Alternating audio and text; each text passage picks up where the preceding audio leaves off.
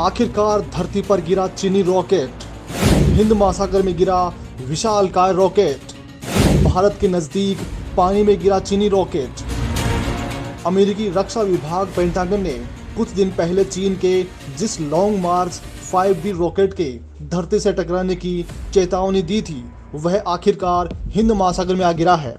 चीनी मीडिया के मुताबिक यह भारत के दक्षिण पूर्व में श्रीलंका और मालदीव के आसपास कहीं पानी में गिरा है। अमेरिकी स्पेस एजेंसी के डेटा के मुताबिक यह 18,000 मील प्रति घंटा की रफ्तार से धरती की ओर बढ़ रहा था, जिस कारण यह कहां पर लैंड करेगा इसको लेकर पुष्टि नहीं हो पाई थी। फिलहाल इसके गिरने से किसी के भी नुकसान होने की कोई जानकारी नहीं है। इसके धरती पर गिरने की अलग अलग तस्वीरें सामने आ रही हैं। इसकी 4 अलग अलग कक्षाओं की संभावना जताई गई थी, जिसमें से 3 पानी के ऊपर हैं और 1 जमीन पर। 2021-03-5B नाम का यह रॉकेट 100 फीट लंबा और 16 फीट चौड़ा था। वायुमंडल में दाखिल होने पर इसका बड़ा हिस्सा जल गया था और बाकी पानी में जा गिरे हैं।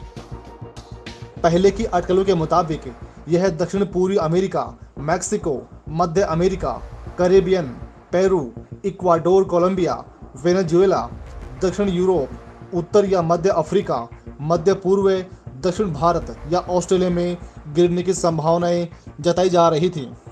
अमेरिकी रक्षा विभाग पेंटागन ने कुछ दिन पहले चीन के जिस लॉन्ग मार्च 5B रॉकेट के धरती से टकराने की चेतावनी दी थी, वह आखिरकार हिंद महासागर में आ गिरा है। चीनी मीडिया के मुताबिक यह भारत के दक्षिणी पूर्व में श्रीलंका और मालदीव के आसपास कहीं पानी में गिरा है।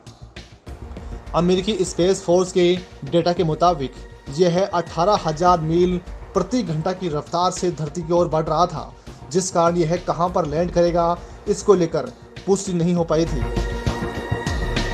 फिलहाल इसके गिरने से किसी के भी नुकसान होने की कोई जानकारी सामने नहीं आई है।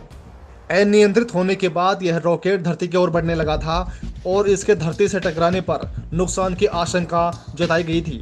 हालांकि एक्सपर्ट के मुताबिक धरती के नज़दीक आने पर इस चीनी रॉकेट का काफ़ी हिस्सा जलकर राख हो गया।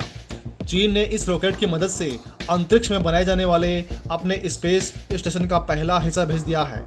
इससे पहले पेंटागन ने मंगलवार को कहा था कि वह चीन के उस विशाल रॉकेट का पता लगा रहा है जो नियंत्रण के बाहर हो गया है और उसके इस सप्ताहांत तक पृथ्वी के वायुमंडल में फिर से प्रवेश करने की संभावना है।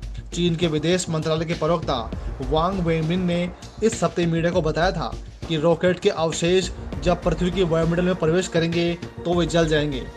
चीन आगामी हफ्तों में अपने अंतरिक्ष केंद्र कार्यक्रम के लिए और रॉकेट भेज सकता है, क्योंकि उसका उद्देश्य अगले साल तक इस प्रोजेक्ट को पूरा करने का है। लॉन्ग मार्च 5B, जिसमें एक मुख्य मंच और 4 बूस्टर शामिल थे, इसे 29 अप्रैल को मानव रहित तियानहे मॉडल के साथ चीन के हैनान द्वीप से हटा दिया गया था। रॉकेटों का लॉन्ग मार्च 5 परिवार चीन की निकट अवधि की अंतरिक्ष महत्वाकांक्षा का अभिन्न अंग रहा है। पिछले हफ्ते लॉन्च किया गया लॉन्ग मार्च 5B पिछले साल मई में पहली बार लॉन्च किए गए 5B वेरिएंट की दूसरी तैनाती है।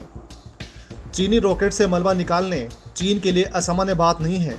अप्रैल महीने के अंत में हुबई प्रांत के शियान शहर में आसपास के काउंटी लोगों को जगह खाली करने के निर्देश दे दिए गए थे, क्योंकि इसके मलबे के कुछ हिस्से जमीन पर गिरने की उम्मीद थी। 21 टन के साथ ये धरती के वायुमंडल में प्रवेश करने वाला सबसे बड़ा मलबा है।